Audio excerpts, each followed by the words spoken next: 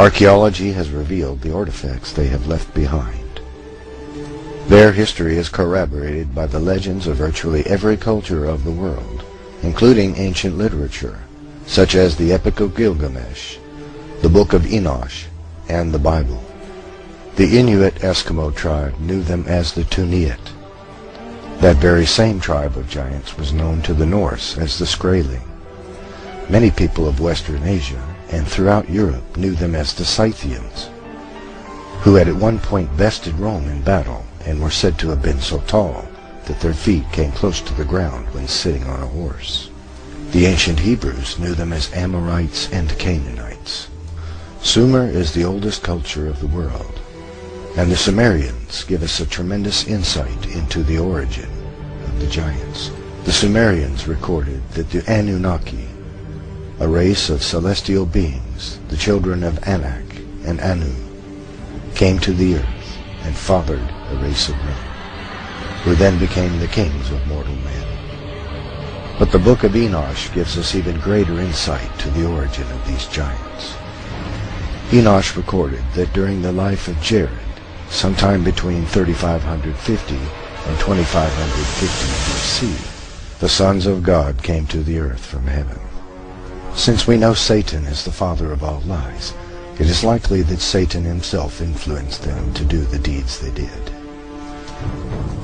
He had puffed them up and built their pride, and for this crime of pride against the Lord, they were cast out of the heavenly realm. Angered for being cast out of their heavenly home, and jealous of the beautiful new creation of God,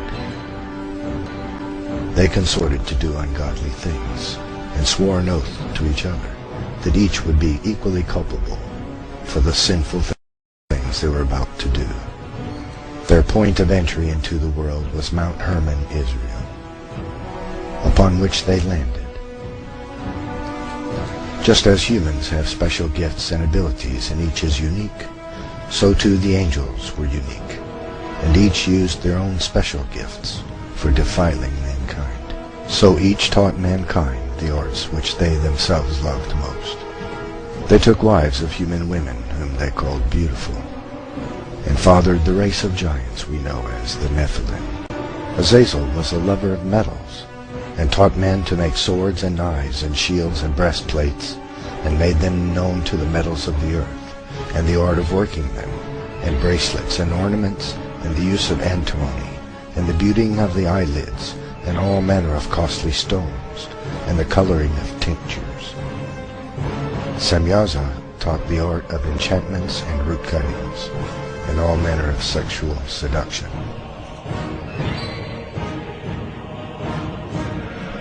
Amaros taught the art of sexual lust. Barakijal taught astrology. Kokabel taught the constellations.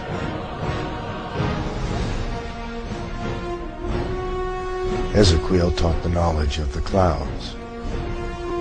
Arachiel taught the signs of the earth. Shamsiel taught the signs of the sun. And Sariel taught the course of the moon.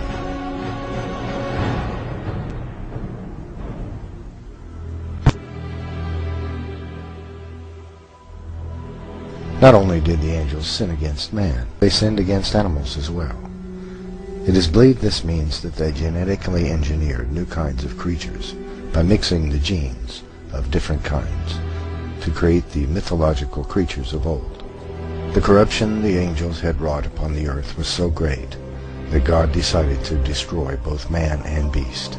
So God commanded Noah, a man who was righteous and whose genes had not been affected by the work of the angels, to build an ark with which he would save the animals and mankind. But this was only half the story. The angels came and did their dirty deeds again, and created a second race of giants that filled the earth. This image depicts a Babylonian king, so large that he holds a lion in his arms like a man might hold a house cat.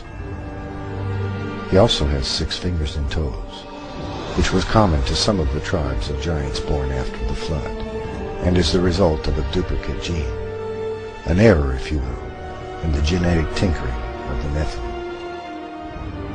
There are a great many artifacts left behind by the Nephilim, including footprints which have been found in several places around the world. Skeletons of humans exceeding 16 feet in height have been found in Native American burial mounds and other places around the world. King Og of the Bible had a bed which was iron and 16 feet in length. This is a bed for a man that is 12 to 14 feet tall. The Nephilim vary greatly in size.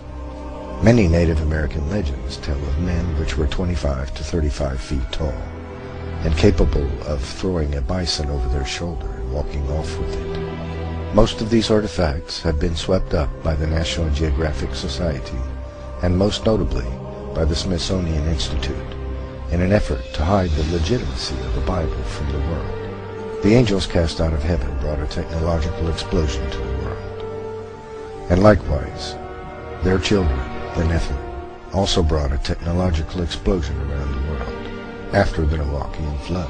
All within a couple of 100 years, great civilizations arose everywhere around the world. The Egyptians, the Chinese, the Sumerians, the Babylonians, the Mesopotamians, the Native American cultures all arose approximately the same time. This explosion of knowledge was due to the Nephilim, who acquired this great knowledge from their forefathers, the angels cast from heaven. And at that time, the Nephilim created monumental statues and buildings all around the world as well, carving stones weighing up to 3,000 tons with mathematical precision.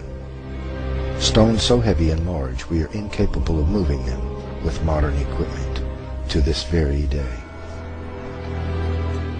Many like to believe that the giant statuary all around the world and all of the cultures of the world is merely an exaggeration of the kingship. This is false, however. They are actual depictions of the true sizes of men. Native American statues, for example, often depict the angels which were cast from heaven. The same is true in Babylonia, Sumeria, Egypt, and other cultures. This modern example of a Native American totem pole depicts an angel cast from heaven, fathering a Nephilim child. This chart shows us the great size of ancient giants. At the far left we see a normal man of 6 feet height, and at the far right a man of 36 feet in height. It also shows us how common the various giants were in their height. For example, it was most common for a giant to be approximately 15 to 16 feet tall. The next most common was approximately 8.5 feet, and so on to 36 feet. There is becoming a general consensus amongst historians that the most common tribe of giants in the world were the Kurgan. This statue in Russia depicts a Kurgan warrior approximately 25 feet tall. The Kurgan were the largest tribe of giants in the world. They originated in southern Russia and encompassed the entire world. The Kurgan had been genetically traced around the world with haplogroup X1 and haplogroup X2 genes. During World War II, the Nazis attempted to recreate the Kurgan by genetic engineering. There were giants in the earth in those days and after that, as these Danish axe heads clearly demonstrate, for it would take a man at least 15 to 20 feet tall to swing an axe with a head that weighs between 150 and 200 pounds.